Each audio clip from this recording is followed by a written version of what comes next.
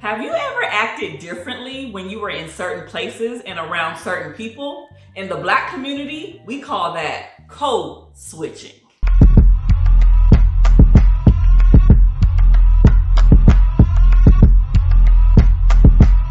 Hey everybody, welcome back to another episode of the Kiaundra Jackson Show. I feel like that's like a tongue twister, the Kiaundra Jackson Show. The Kiaundra Jackson Show, the Kiaundra Jackson Show, the Kiaundra Jackson Show, the Kiaundra, she's sure by the seashore, by the seashell, by the seashore. I mean, quit playing. The Kiaundra Jackson Show. I'm sure if I proposed a question to you and said, hey, do you feel like you are your authentic self all the time? You would probably say yes. I'm wondering if I polled and surveyed your friends, your family members, and even your coworkers, if they would have the same response. So before we even move forward, I want you to comment below, have you ever in your whole entire life code switched? Meaning yes or no, put it in the chat box because I want to know. Essentially, today we are talking about showing up as your authentic self at all times. And today we have a very special guest, the amazing, the incomparable Kendra Y. Hill. Now, before we get into this good old interview with her, let me break down to y'all who she is. So y'all know I'm not really that big on reading like bios because we ain't got time for that. But I will tell you guys that this woman is amazing. She is a woman of faith. She is a multi-millionaire.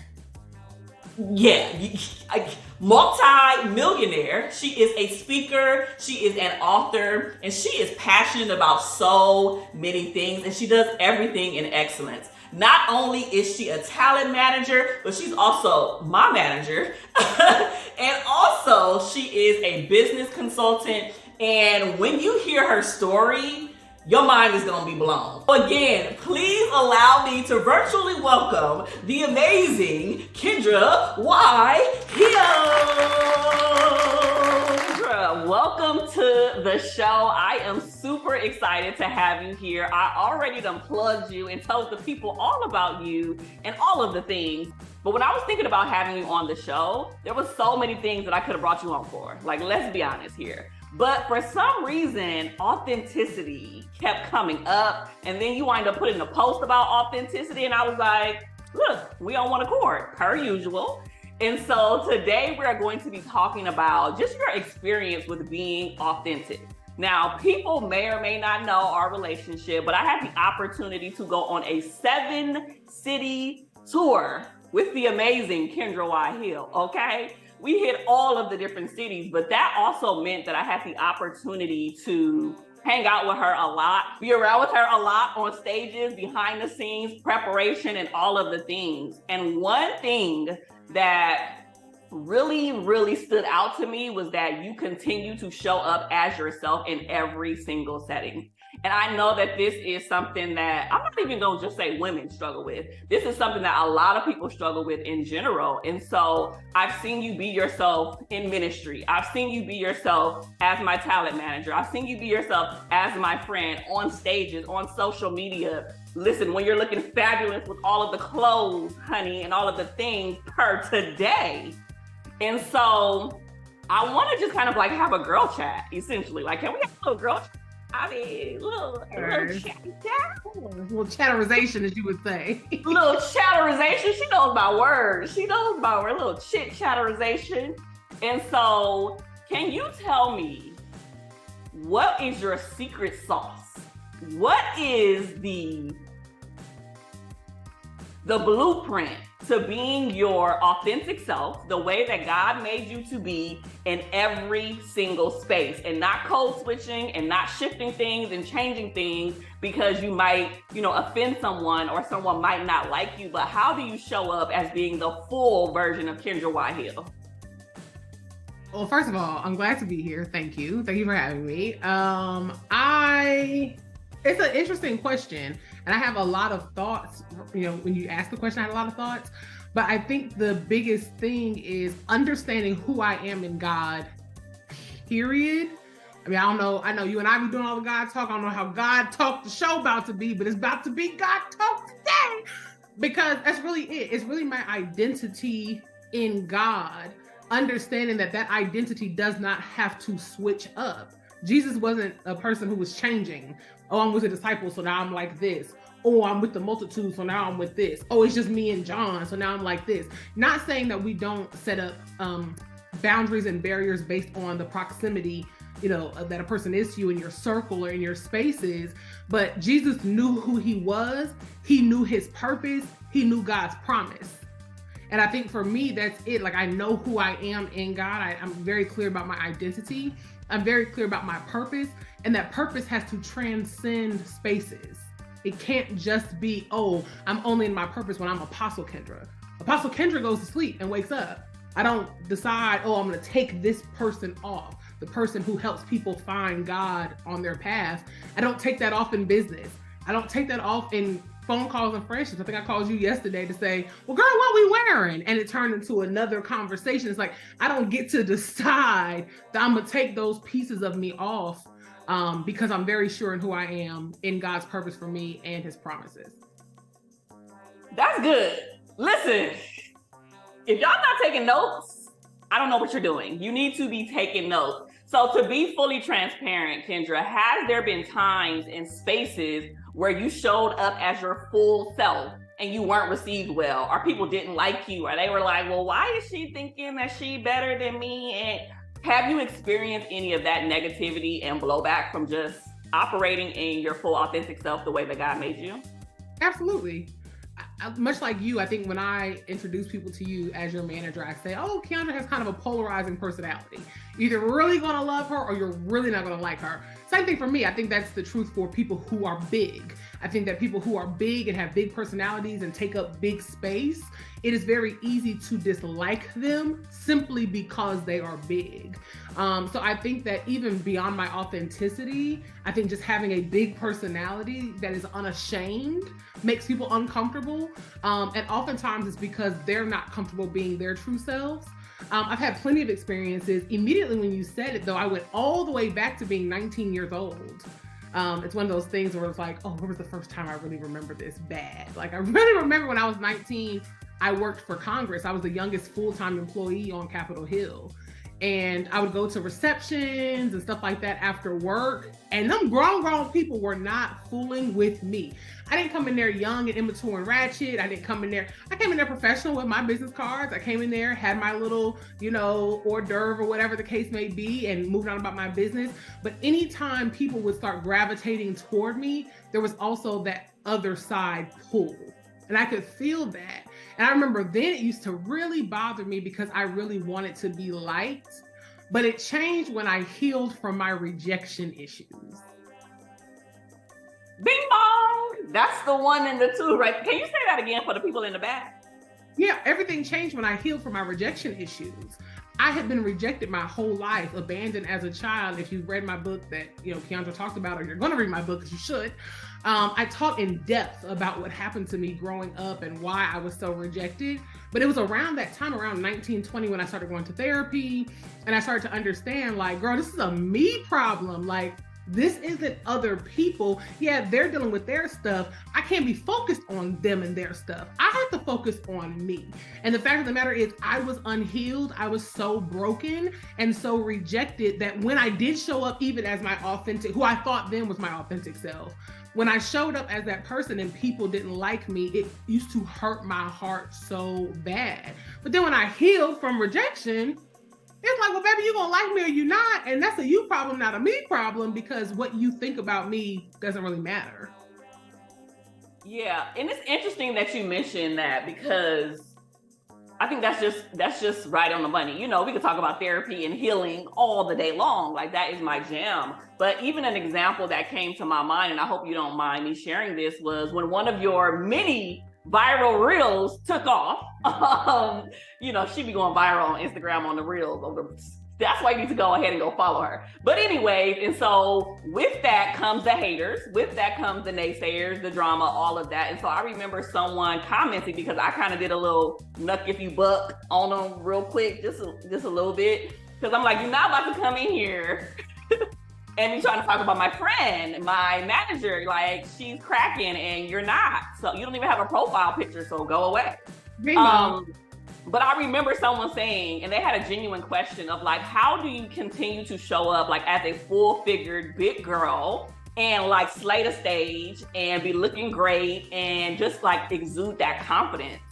And for some reason, that really just popped into my head right now. And I think that that's a valid question that a lot of people might have, not necessarily having to do with weight, but I would love for you, before we wrap up this segment, to just give us some tangible things that if someone is like, okay, I want to start being my authentic self. I've been fake, and I'm not trying to do that in this new year. I want to do something different. What are some of those tangible things that I can start doing today to make that shift? I think that the first thing is that get grounded and rooted in identity. So we go back to the first question. Why am I so me? Because I know who I am. I know who God made me to be. So I think the first thing is really get rooted in yourself. I think that is Jesus and therapy, or whatever your religious form is, and therapy. I think Hold on, what's my words? What's the two words that I said? Both and. Period. Both and. Both and. I think that it's both and. I think you need Jesus and therapy. I was doing both. I've been doing both, still doing both. So I think that's the first thing, is really understanding who you are as a person. First, from the creator's standpoint, understanding like the one who created you can give you the best understanding of who you are.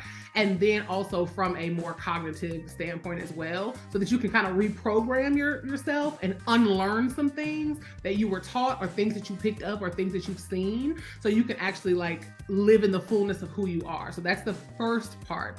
The second part is, I think everyone is self-conscious about something, especially physically, whether it's weight, whether it's, oh, I have freckles, or my birthmark is on my face, or I have vertigo, or, I just think my head is real big for my body, or whatever the case may be. The next tangible thing I would recommend that you do is actually like try on clothes, do your makeup, do your hair, figure out what your look is. What is your swag? I'm very, very clear about what works for me swag wise. So, I also used to be a stylist. So it's like, even yesterday, I spent hours playing in clothes. But what looks good and what feels good and what makes me, and I can feel when the confidence goes, she's here. And those are the only kind of outfits I'm wearing. I'm not wearing something that I put on. I'm like, oh yeah, this is cool. And if you need help, you need to hire a stylist, right? Because even when I was a stylist, it helped me. And it's not about the clothes. It's about finding the confidence. For some of you, it may not be clothes. Maybe it's finding a good fragrance. I think today I have on Versace Eros for women, mixed with J'adore by Dior, okay? A little mixerization, as Kiaundra would say, right? What fragrance you wearing today? I don't know. Oh, My Way. The one that you hate. My Way, the one that you hate. Okay, right. She don't like patchouli. She doesn't like patchouli. So I hate it, but she loves it, right? It makes her feel confident. The point is, like, even at home, wearing a fragrance, maybe it's that, your teeth are brushed and your face is clean and your body is clean, and you put whatever it is that you need to do to tap in physically to find confidence, you do that. And then I think the third thing is like really just practicing showing up as you. Practicing showing up in safe spaces. So maybe a safe space for you is your friend group. Or maybe you let your friends know, like, listen, I'm trying to shift a little bit this year, so y'all might feel me be a little different. Then you do that. So find your identity, find something physically that makes you feel confident, and then practice that thing in your circles. I love that so much. One thing too that I would love to add, which I think goes back to the example that I gave about the woman who asked the question in your viral reels. I think you came back with a response saying, my whole entire life, I've been around full-figured women and they were all confident and they all knew how to dress and look great, So I think one additional thing that we want to add is like finding an example, right? Somebody who's already doing it, somebody who's already killing it and operating in that space, and saying, if that person can do it, and that, we are kind of similar, we resemble each other, I think that I can do that as well. What do you think about that? No, absolutely. That's a thing, right? I think that being able to be around people who are confident in the areas that you could potentially be weak in, Whether that is like needing to be around other Black women, whether that is needing to be around other, for me, like even being around other Asian women has helped me too, because I'm not just Black, I'm Filipino, and I don't want to just forget those parts of me because I was raised in a Black home. It's like, well, what parts of me are Asian? Because this face is very Filipino. So it's like, I need to be around other people who have squarish faces. I need to be around other people who have super high cheekbones and just big faces. Like, this is not a common look in the Black culture. So it's like, I had to go find those other parts of me too, right? And like make friends with other Asians and people who had little eyes and high cheekbones and all of that. And while those are things that a lot of people fetishize about, it's something when you grow up, and I dealt with racism as an Asian person growing up. So when you're coming up and you're being called a war baby, it's like, what does that even mean? So it's important for me to be around other people in the Asian community. My best friend is half Black and half Japanese. So that has been helpful for me too, to see another person who really does look like me, sound like me, educated like me, hair like mine. I'm actually looking at myself in the thing and I'm like, I look like Keiko today. It's like those kind of people around you. Keiko on the show anyway, but continue. Gotta bring Keiko on the show. Period. You have to bring Keiko on the show. But yeah, I think that's part of it, right? It's like having someone around who looks like you, sounds like you, whatever that means. Community is so vital. And so whatever that is, if you're not comfortable in your faith, being in a community of faith with other people who are is important. If you're not comfortable with your skin tone, being in community with other people who are is important. If you're not comfortable with your weight, because some people, we talk about weight on the plus side, we don't talk about people who can't gain weight and who are ashamed of being so skinny. Those people need community. Like, you have to find community. And I'm so glad that you brought that up, that I brought it up before, but that you brought up that I had said that, because it really does make a difference to be in community and see an example. Absolutely. I love that so much. Like, I just want to tell you, like, continue to keep doing what you're doing. Keep operating in your authentic self. Keep showing up the way God made you. Keep showing up, impacting people on a grand scale, because whether you know it or not, whether it's on social media or as someone who knows you personally, like, it matters. It makes a difference. And I think even people are going to be watching and listening to this episode and saying, dang, if she can do it, I can do it. She inspired me to go out and be great. And so I just want to thank you for taking time out of your crazy busy schedule to be here with me today. And I know there's going to be a lot of people who want to stay connected with you. Can you just tell them really quickly how they can do so? Of course. You can go to Instagram. I am Kendra Y. Hill on Instagram. There's a lot of often imitated, never duplicated. It's a lot of fakes, but it's just I am Kendra Y. Hill. You can also go to my website, kendrascalemybusiness.com. Now, before we leave, we gotta have a little fun. Like, you can't just come on my show and we just be so serious. Like, we are going to play a very fast lightning round of this or that.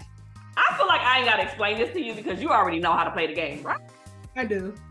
Okay, so that means you can't take 3,000 years to answer the questions. This is lightning speed, okay? So you gotta be quick with it. So are you ready? Yes. Yeah. Got my fancy cards, and I got 10 of them for you, baby. So yes, let's go. First one, sweet or savory? Savory. French toast or pancakes? French toast. Really? Okay. Early bird or night owl? Night owl. That's definitely you. East Coast or West Coast? East Coast, baby. No. West Coast is the best coast. What is happening here? I'm gonna have to revoke our friendship card because this is getting out of control. I mean, I love the West Coast for other reasons, but East Coast me all day, baby. Whatever. Spontaneous or a planner? Planner. Fix it yourself or ask someone for help? Both and. No, ma'am, this or that. This is not both and. Fix it myself. Okay. Read a book or watch a movie? Read a book. The ocean or a swimming pool? Ooh. The ocean. Oh, that was surprising. Online shopping or in-store shopping? Kendra loves to shop now. Let's be clear. Are we doing this online or are we doing in person? I like both, but online. Okay. And last but not least, cook at home or go to a restaurant? What's a restaurant? Period. Now, Kendra Hill, you know you be cooking. So don't even try to sit up here. She done made hibachi the other day, content creation weekend, and she made a full Thanksgiving meal from scratch. We literally had chicken, mac and cheese, greens, salmon. Like, we had everything. I'm still waiting for the recipe. So this girl talking about she want to go to a restaurant. Girl, if you don't cook me something and quit playing with me. You asked what I prefer. I prefer to go to a nice restaurant, have a glass of wine, and have some good food. But no, I mean, I can't, obviously, I cook, chef bar me, but I prefer a restaurant. You slide on that. But thank you for playing with me and having a little fun. I'm so excited that you had a chance to stop by, and I'm sure we're going to have you back again. Period. I'd love to come back. Thank you, Kiaundra. Can we talk about how good today was? I mean, literally, I am just at a loss for words. Thank you so much, Kendra, for sharing your story with us, for allowing yourself to be authentic, and to give us some of those gems on how we can go to the next level with just being exactly the way that God created us to be. And because it's a wrap, I'm gonna leave y'all with just a few nuggets before we close out for today's episode. I have had the pleasure and the privilege of knowing Kendra for not that long, to be honest with you. And she is a woman of many hats. Like I mentioned before, she does all the things and she does them well. She knows my two words is what?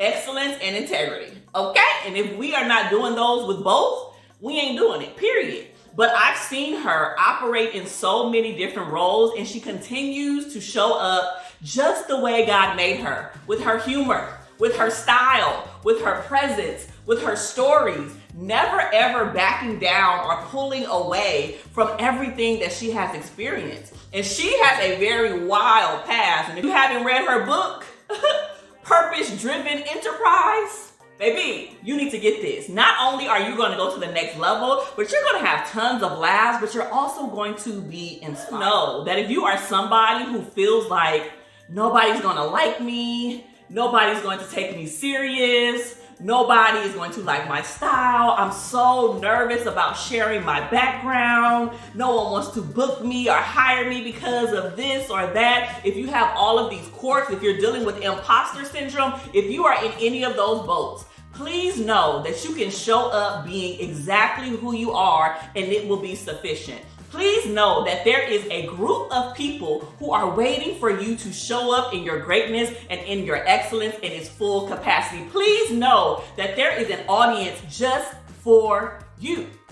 There's an audience just for me too. Some of y'all are like, I don't really rock with Kiaundra like that. She's not my style. And there are some of y'all who are like, nah, Kiaundra is my fave. Like, she got me. I understand that I'm not for everybody. And once you get that, once you understand that you're showing up for the exact people that you're supposed to impact, life will open up so much more beautifully. So thank you so much for being here and for watching another episode. And I will see you guys next time.